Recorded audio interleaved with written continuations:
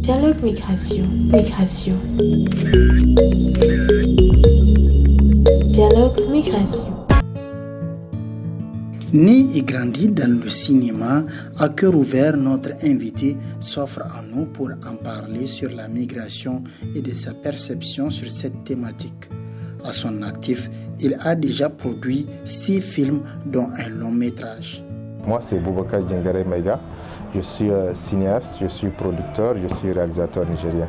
Je suis né et grandi dans le cinéma. Mon papa était un des réalisateurs, des pionniers du cinéma ici. Et j'ai eu toujours à travailler avec lui sur ses productions.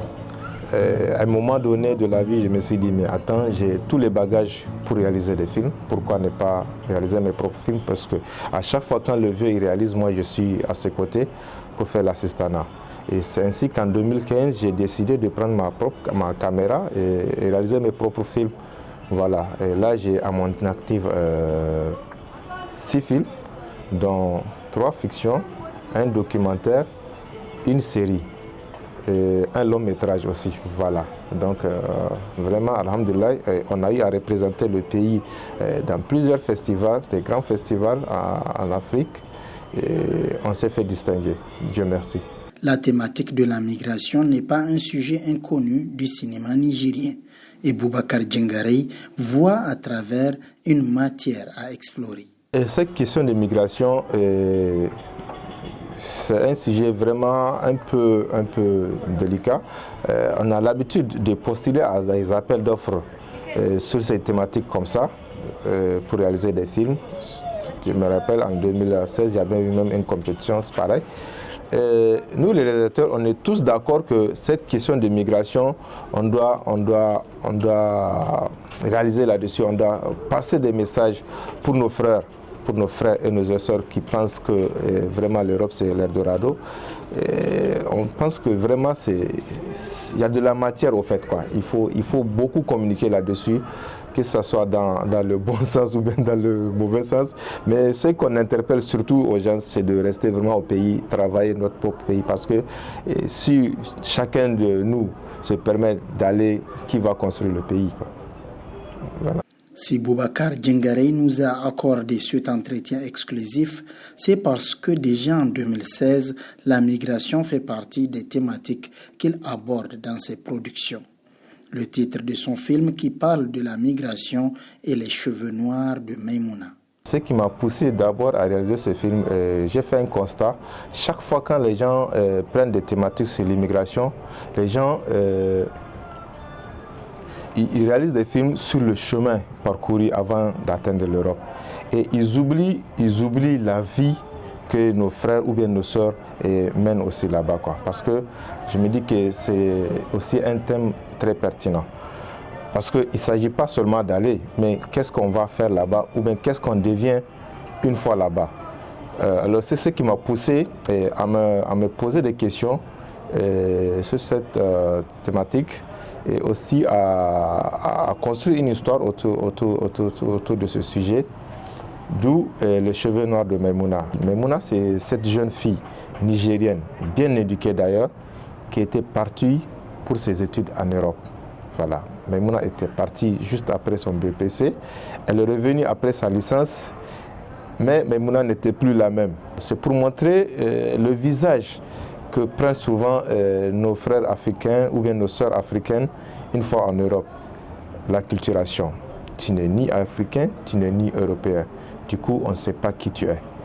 Et le pire, souvent, la personne vient avec un comportement qui sont contraires à nos valeurs culturelles, contraires à nos mœurs, et ce qui est vraiment déplorable, ce qu'il faut dénoncer d'ailleurs, parce que je me dis qu'il n'y a pas mieux que la culture africaine, il n'y a pas mieux que sa propre culture d'ailleurs.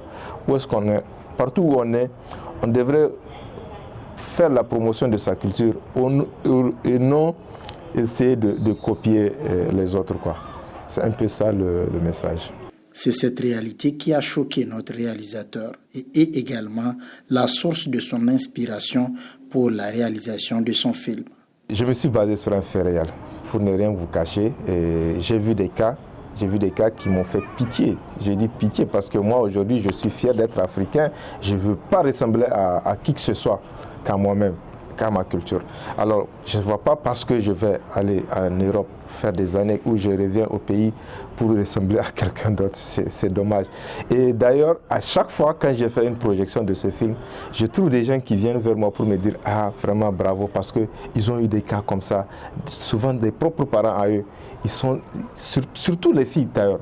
Je n'ai pas choisi une fille par hasard parce que, tu sais, dans notre culture, c'est mal de voir une fille qui fume. C'est incompréhensible de voir une fille qui boit. Tu vois un peu, et une fille qui part parce que tu as vécu en Europe, tu reviens avec des comportements pareils.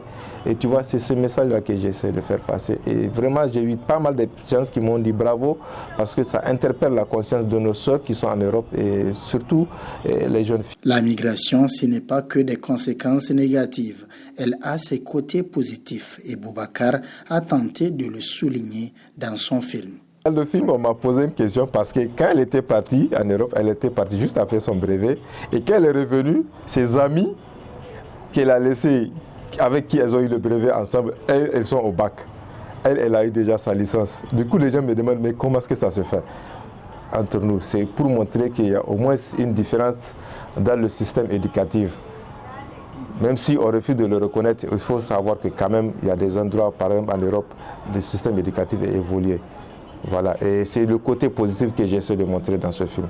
Elle est partie, elle est revenue avec sa licence alors que ses amis sont toujours en classe de terminale. Voilà, souvent en terminale, tu es bloqué parce que le bac, c'est difficile à l'avoir, ainsi de suite, quoi. Donc c'est vraiment ce côté positif que j'ai pris et je pense que ça vaut la peine parce que le cinéma, c'est des messages, il faut être positif comme si il faut être... En tout cas, c'est les messages clairs, en fait. C'est un film de fiction.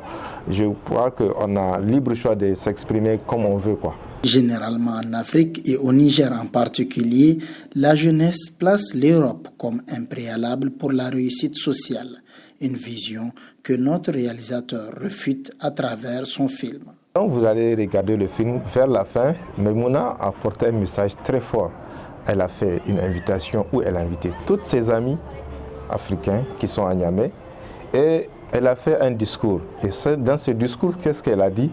Elle a bel et bien dit, il ne faut pas voir ce que les gens vivent là-bas. Parce que eux, ils sont partis pour des études. Il y en a qui sont restés là-bas parce qu'ils n'ont jamais eu ce qu'ils cherchaient. Ils ont du mal à revenir. Un. Et deux, il y a des gens là-bas qui se suicident juste à cause de stress. Il y en a qui se prostituent juste pour gagner de quoi survivre. Elle a dit tout ça et elle a bel et bien interpellé ses soeurs pour dire qu'il n'y a pas mieux que chez soi. On dit que le Niger est la population la plus jeune au monde parce que la jeunesse constitue plus de 75% de la population. Donc je me dis qu'il y a de la matière, il y a de la main-d'œuvre. Et si cette jeunesse se concentre vraiment au développement du pays par secteur, je pense qu'il n'y a pas mieux que la jeunesse pour prendre la relève.